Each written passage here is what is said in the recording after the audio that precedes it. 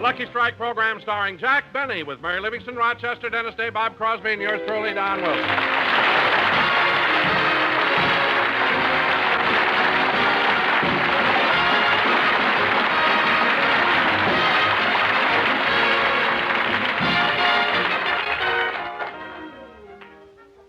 And now, ladies and gentlemen, it gives me great pleasure to bring you that... Hold it, Don. Jack isn't here.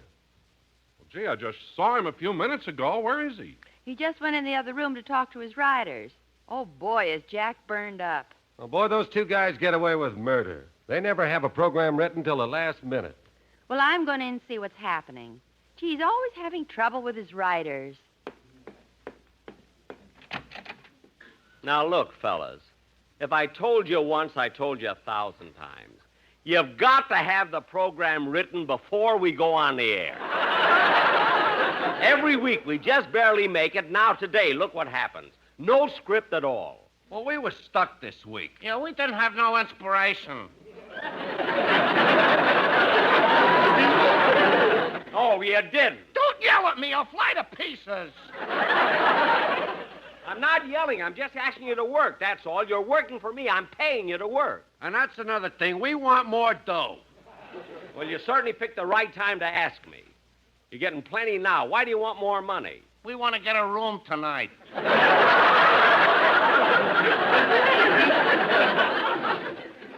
Now, listen, will you cut that out? A fine team of writers I've got. I've been looking for you all week. Where were you? Palm Springs. You're not supposed to be in Palm Springs. You're supposed to be here with me. Come on, Jack. We're waiting for you. Mary, I'll be there in a minute. Now, look, fellas. Hey, who's the dame? That's Mary Livingstone.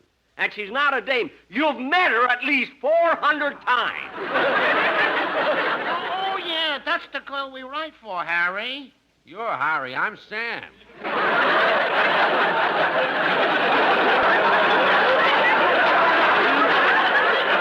And I'm Jack Benny. I'm glad to know you. Now, look, fellas, we're on the air, so I'm going out and do the best I can. Meanwhile, you stay right here and prepare some kind of a play for us. Yeah, okay. Hey, how about a murder mystery?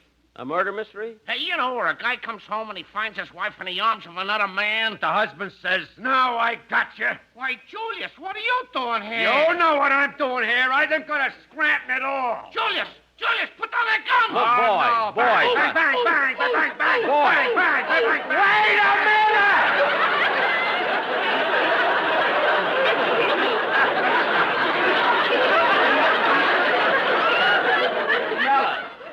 That'll be fine. Write it up. Write anything.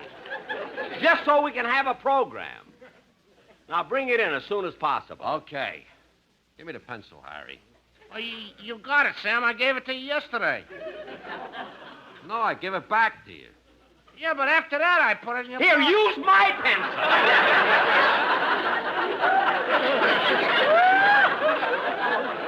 For heaven's sake, use my pencil. Just get started. Now, go to work. Darn those guys. They go to Palm Springs, and I have no broadcast. What's the matter, Jack? You having trouble with your writers again? Yeah, Don, every week they're getting lazier. Now, tonight, no material at all. Well, why don't you fire them? He can't. They dug up a photograph of Jack when he was in the 3rd grade. What's wrong with that? He was the only kid with a mustache. It was just fuzz. You could hardly see it. Anyway, that picture has nothing to do with my writers. If this ever happens again, I will fire them. Well, Jack, if there's no script, what do we do now? We'll just have to stall.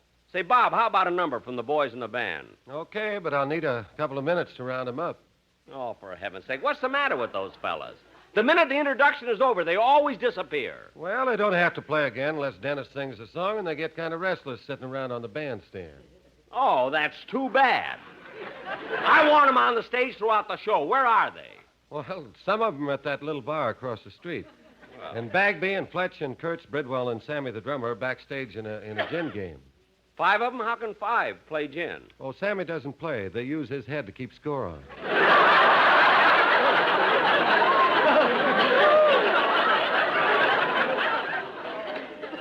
They use his head to keep score? Yeah, after a long game, it looks like he's got hair. Bob, I hate to be a spoil sport, but I wish you'd get the boys back on the stage. It is a shame, Bob. Look, Frankie Remy's the only one on the stand. That's right. And you know why? Because Frankie takes an interest in the show. He's the only one in the whole bunch who's loyal and dependable and always on the job. Well, I'll wake him up and tell him that. He's asleep? But his eyes are open. Oh, Jack, don't tell me that trick of his has you fooled, too. What trick? He's got pupils painted on his eyelids.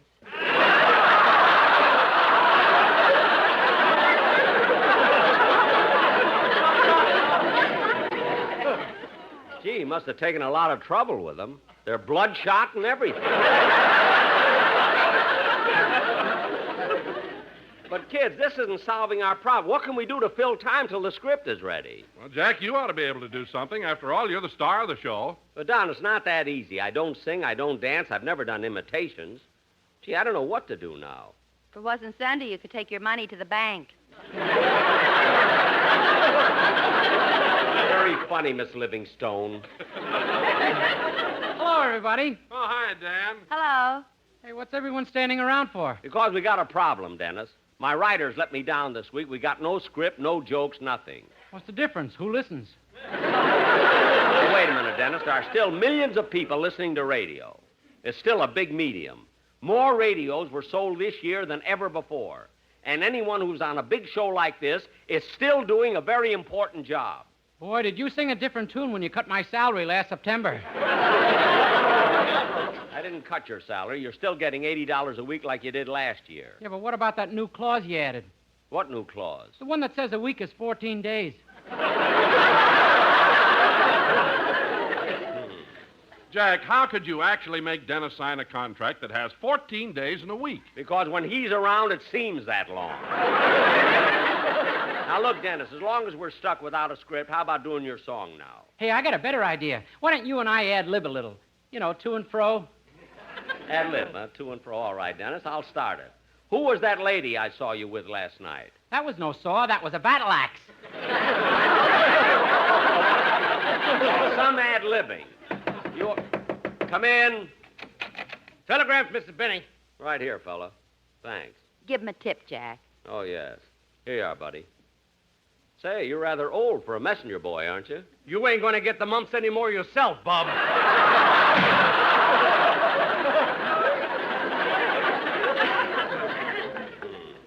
And I had to give him a 50-cent tip. You gave him a dime. I gave him a quarter. I know what I gave him. I wonder who this telegram's from. Oh, it's from Fred Allen. Gee, I haven't heard from him in a long time. It says, Dear Jack, have been listening to your show and have a suggestion that may help you fill remaining 20 minutes. Why not announce your retirement and let the audience take it from there?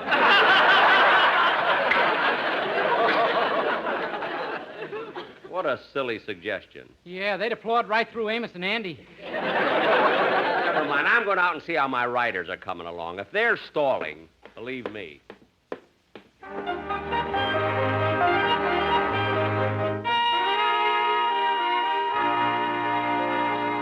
Look, fellas, I know it's a good title for a murder mystery, but where's the play? Well, we got a lot of ideas, but we couldn't write them down. Why not? I gave you a pencil. Yeah, but there ain't no lead in it, say?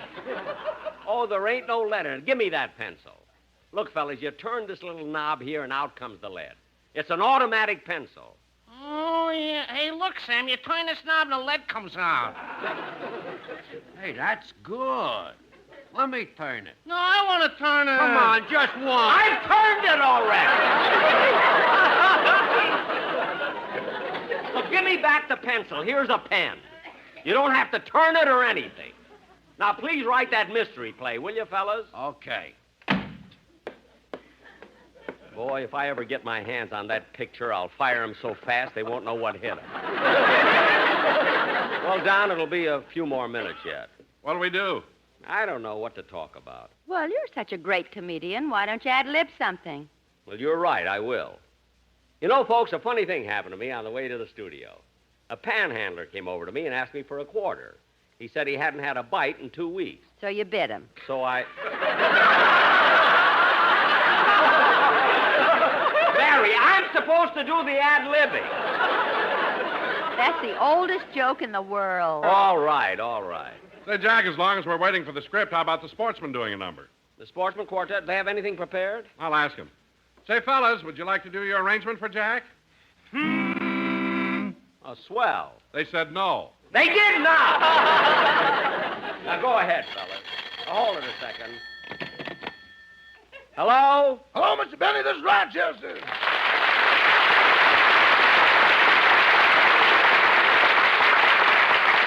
Rochester, I'm having a lot of trouble here. What is it? Well, boss, I've been rearranging those antiques on the living room mantel, and I was wondering about that yellow vase. Oh, keep that in the middle, Rochester. I'm very proud of that vase. You are? Yeah, there are only 2 vases like that in the entire world. And the only ones who have them are the King of Siam and me. Or is it the King and I? It's the king and the junk man. I just busted yours. Don't be silly, Roch. I'm having enough trouble without you aggravating me. What's the matter? Well, my writers are late with the script, and I'm standing here with nothing to do. Too bad I'm not there. Well, what could you do? Sing, boss, sing. You sing with that voice? Don't knock it. Around Central Avenue, I'm known as that sentimental fellow with the mellow bellow. I even sang once with the Hall Johnson Choir. What happened? Johnson threw me out in the hall. I thought so.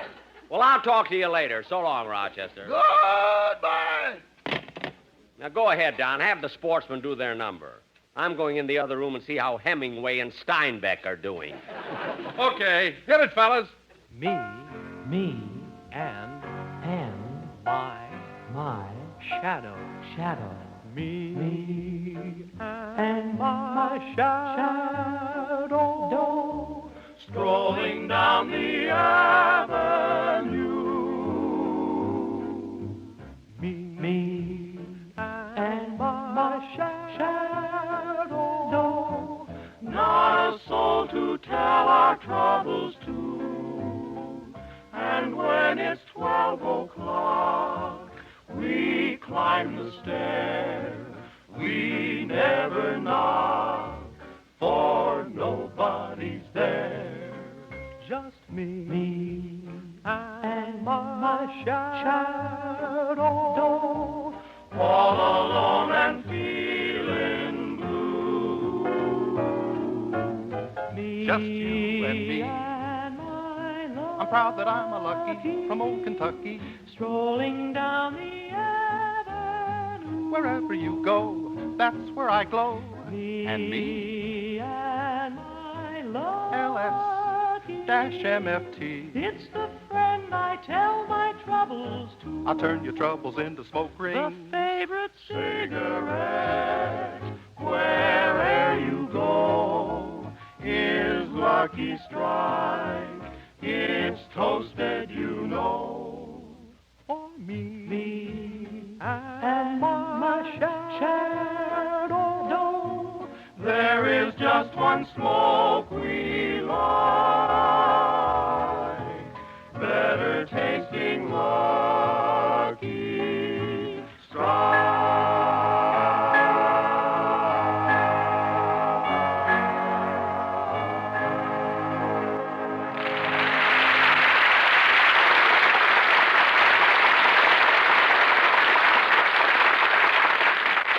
Now, look, fellas, what kind of writers are you anyway? Look at this page.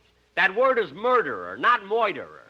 Well, a gangster would say moiterer. Well, I'm not a gangster. I'm supposed to be a police captain in this. Read your own script. Now, fellas, it's time for our play, so I'll take what you've got and you bring the rest in as soon as you can. Now, give me those pages. Please give me those pages. All right, please give me those pages. Now, concentrate, will you, fellas? Fine thing. Drama on the installment plan. Well, how's it look, Jack? We gonna do a play tonight? Yeah, but we'll have to do it without a rehearsal. Here are your parts, kids. Now, let's see. I'm going to be Captain O'Benny of Police Headquarters. And, Dennis, you'll be my assistant, Sergeant O'Day. Oh, thanks. Oh, welcome. Now, Mary, you're going to be the widow, Mrs. J. Malcolm Smith. The widow? Yes. Your husband has been killed, leaving you $3 million, an estate in Santa Barbara, and a yacht. And you're all broken up. Why? Does the yacht leak? No, you loved your husband. Now, let's see. Oh, Bob, you'll be the family chauffeur, and Don, you're going to be the bugler. Bugler? Oh, they must mean butler, some writer. Boy, what writers I've got. You're the butler, Don. Well, so much for casting.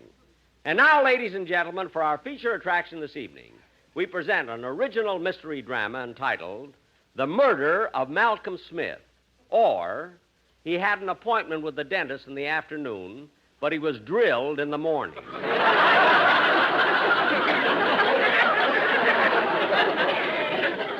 Well, say, it's not such a bad title. I think I'll get the boys a room tonight. Well, let's go, fellas.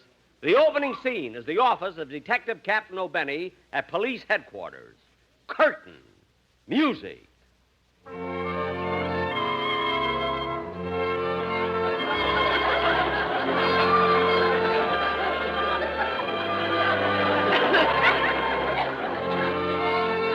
Wait a minute, Bob, wait a minute. Is this the theme music for a murder mystery? Mighty Like a Rose? Well, that's what your writers gave me. Maybe that's the name of the murderer. Who, Rose? No, Mighty. Be quiet. Well, okay, Bob, play what they gave you. Start it again, will you?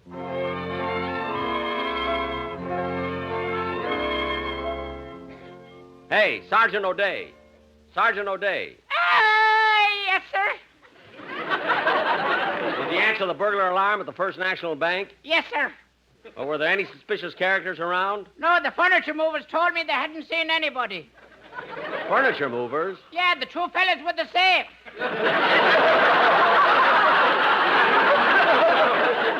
Those were the burglars. What's the matter with you, anyway? I'll take it. Hello, police headquarters. Hello, this is Mrs. J. Malcolm Smith talking. Yes? My husband, J. Malcolm Smith, wealthy stockbroker of New York, Palm Beach, and Miami, heir to the millions left by his father, has been killed. That's shocking news, Mrs. Smith. Are you sure your husband is dead? Definitely.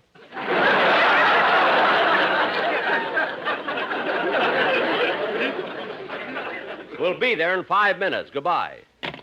What's up, Chef? Chief? That's the way they wrote it.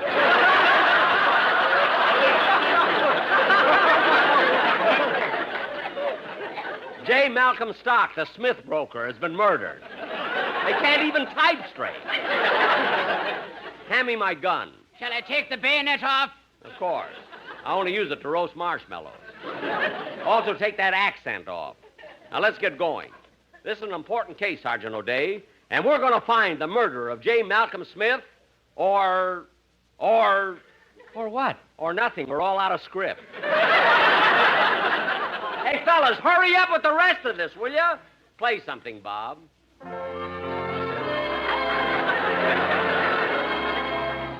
Fine writer. They couldn't even finish a sentence. Hold it, Bob.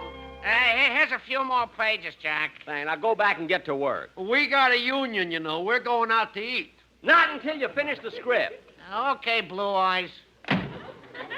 Even my writers noticed them.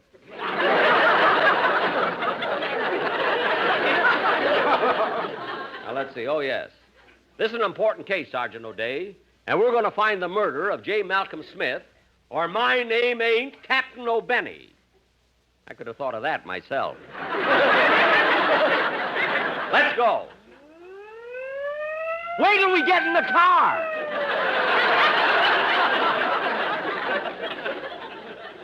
Stupid sound man. All right, get in, O'Day. I'll drive.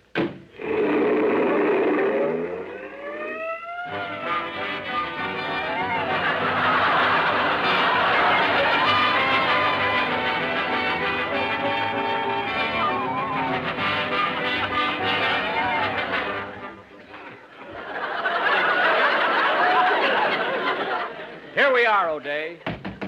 Come on, open the door. This is the police. Open up or we'll break it down. Come on, O'Day, let's smash that door.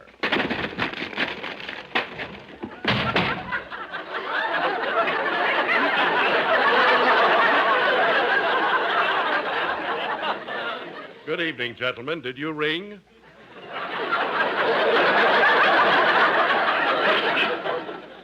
Where's Mrs. Smith? In the library. Whom shall I announce? The king and the junk man. Oh, be quiet. Here she is now. Pardon me. Are you Mrs. J. Malcolm Smith? Yes, Captain. Tell me, what do you know about the murder of your husband? Well, we were sitting here in the library listening to the radio when all of a sudden I turned around and there was my husband on the floor with 5 bullet holes in him. You're lying. Here's a body, and he was only shot 1, 2, 3, 4 times. Now count 'em. No.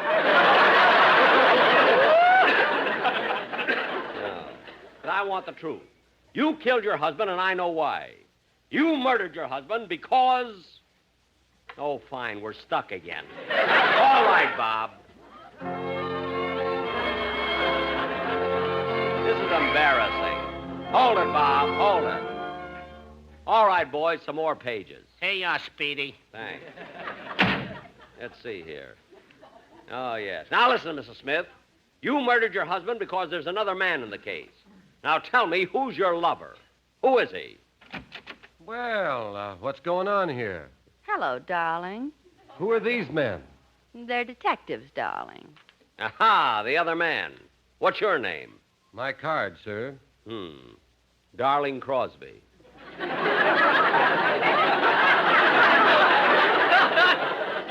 What's your connection with this family? I'm the chauffeur. I see. How'd you get along with Mr. Smith? Don't answer him, dear. Dear, eh? That's my middle name. Are you taking everything down, Sergeant O'Day? Yeah, honey.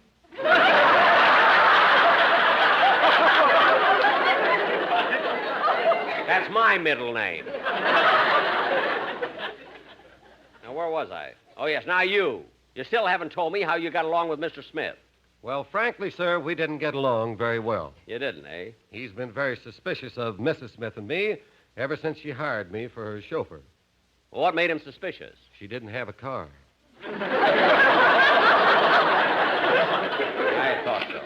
Now, one of you two is responsible for the murder of J. Malcolm Smith. Yeah, but which one? You can't arrest both of us. Don't get smart with me. I know who the murderer is. It's... Oh, for Pete's sake.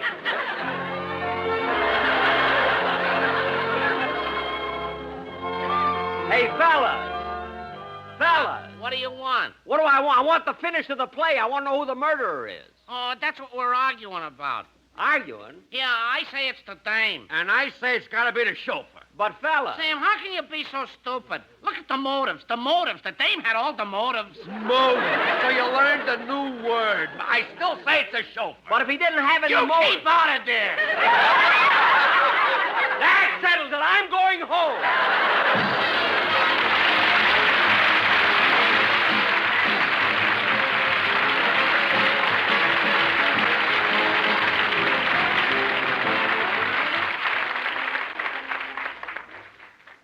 Ladies and gentlemen, it's alarming to think that a destructive fire starts every minute of the day and night. There's no end in sight for the terrible destruction caused by these fires unless we do something about it. Here's what you can do. Check all the electrical equipment in your home. Make certain it is safe. Don't smoke in bed. Be sure that every match, every cigarette is out before you retire for the night. Don't give fire a place to start. Thank you. Jack will be back in just a minute. But first, here's the sweetheart of Lucky Strike, Miss Dorothy Collins. If you want better taste from your cigarette, Lucky Strike is the brand to get. It's toasted to give you the best taste, yet it's the toasted cigarette. They take fine tobacco. It's light tobacco. It's mild tobacco, too. And it's toasted. Yes, it's toasted. 'Cause the toasting brings the flavor right through. So to get better taste from your cigarette, Lucky Strike is the brand to get. It's toasted to give you the best taste, yet it's the toasted toasted cigarettes. Friends, that song gives you the big reason why so many millions of smokers always ask for Lucky Strike. A Lucky tastes better. It's toasted to taste better. The better taste of Lucky Strike begins with fine tobacco. Why, sure, LSMFT, Lucky Strike means fine tobacco. But there's even more to it than that. Just before it's made into Lucky Strike cigarettes, that fine tobacco is toasted. The famous Lucky Strike process, it's toasted, tones up Lucky's mild, naturally good-tasting tobacco to make it taste even better, cleaner, fresher, smoother. That's the Lucky Strike story, pure and simple, and why you'll enjoy them. A Lucky tastes better because it's the cigarette of fine tobacco, and it's toasted to taste better. So get a carton of better-tasting Lucky Strike.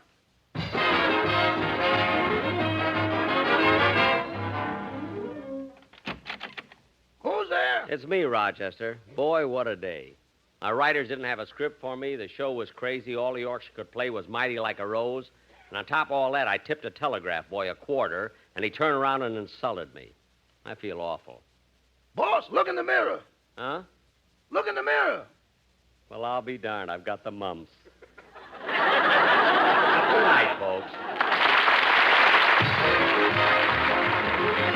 The Jack Benny program is written by Sam Perrin, Milt Josephsberg, George Balzer, John Tackerberry, Al Gordon, Hal Goldman, and produced and transcribed by Hilliard Marks. Filter smokers, here's the true tobacco taste you've been looking for. Filter Tip Tarleton gives you all the full, rich flavor of Tarleton's famous quality tobacco, and real filtration, too. Filter Tip Tarleton incorporates activated charcoal, renowned for its unusual powers of selective filtration and used far and wide to purify the air we breathe, the water and beverages we drink. Look for the red, white, and blue stripes on the package. They identify Filter Tip Tarleton, the best in filtered smoking. The Jack Benny program is brought to you by the American Tobacco Company, America's leading manufacturer of cigarettes.